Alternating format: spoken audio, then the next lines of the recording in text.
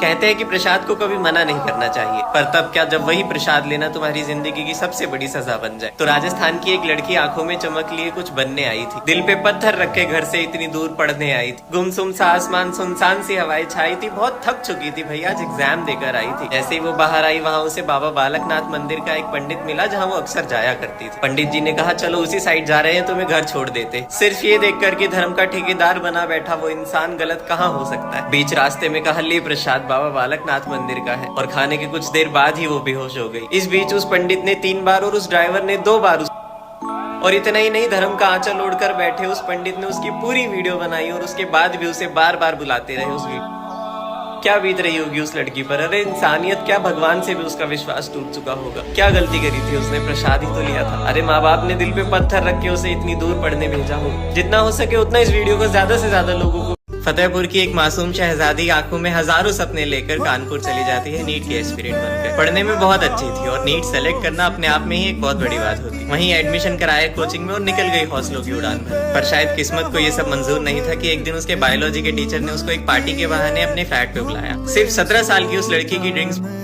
मिलाकर उसके साथ ही उसका एक वीडियो भी बनाया। पूरे 6 महीनों तक उस वीडियो लेकर उसे बुलाता रहा, पर इंसानियत भी शर्मा गई ये देखकर कि जब उसका उससे मन नहीं भरा तो उसने अपने दोस्त जो उस लड़की को केमिस्ट्री पढ़ाता था उसे परोस दिया। न जाने लाखों सपनों के साथ अपनी जिंदगी बनाने आई थी, पर अपनी जिंदगी से ही हार मान ली। मैं तुम्हें लालच तो नहीं दे रहा कि अगर तुम ये रील शेयर करोगे तो मैं तुम्हें कुछ दूंगा, फिर भी एक बार जरूर कहूंगा कि मुझे फॉलो कर लो, क्योंकि ये बात हमारी बहन बेटियों को सावधान कर। सुनहरी सी तकदीर किस्मत से किया वादा सच्चा लगता था। एक लड़की थी जिसे पढ़ना लिखना बहुत अच्छा लगता था। ख्वाबों की लड़ाई में कई सारी मुश्किलें झेलती थी। बचपन में अपने ईयरफोन्स लेकर डॉक्टर खेलती थी। मौसम था सुहाना, बहारों की कलियां खिल गई। आखिर हुनर ही ऐसा था कि एक दिन सीट मिल गई। डॉक्टर बन चुकी थी वो। सपनों में खूबसूरत से फूल सजाने निकल पड़ी अपनी तकदीर बनाने। पर हवाएं आज खामोश होकर कुछ समझाना चाहती थी। घर चली जा कहकर कुछ बताना चाहती थी। और बस सुबह के 4 बजे लगा कोई पैर दबा रहा है। नींद गहरी थी तो लगा सपना आ रहा है, पर जब दास्ता बढ़ा तो नींद उड़ी। आंखें खुली तो सामने उसके चश्मे के शीशे उसकी आंख, और अगले ही पल उसके कपड़े फाड़ दिए। वो चीखी चिल्लाई पर लोग सुन नहीं पा रहे थे। काला पर्दा है इस सच्चाई पे कि ना जाने कितने लोग उसका सीना दबा रहे थे। कई सारे राज छिपाकर किताब का वो हिस्सा ही फाड़ दिया। डॉक्टर बनने चली थी ना, लो जान से। हम खामोश नहीं बैठेंगे जब तक उसे इंसाफ ना मिल जाए। भेज दो सब।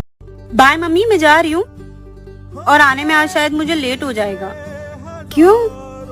क्योंकि आज मेरी डबल शिफ्ट है। बेटा अब तू रात भर बाहर रहने लगी है। मम्मी मैं बाहर थोड़ी रहती हूँ, मैं हॉस्पिटल के अंदर रहती हूँ। और आप ये बात भूलो मत कि मैं एक डॉक्टर हूँ। वहाँ मेरी जरूरत कभी भी किसी को पड़ सकती है। हाँ माना तू डॉक्टर है, पर मेरी तो डॉटर है ना। चल ठीक है बेटा, अच्छे से जाना और पहुँचकर मुझे कॉल करना।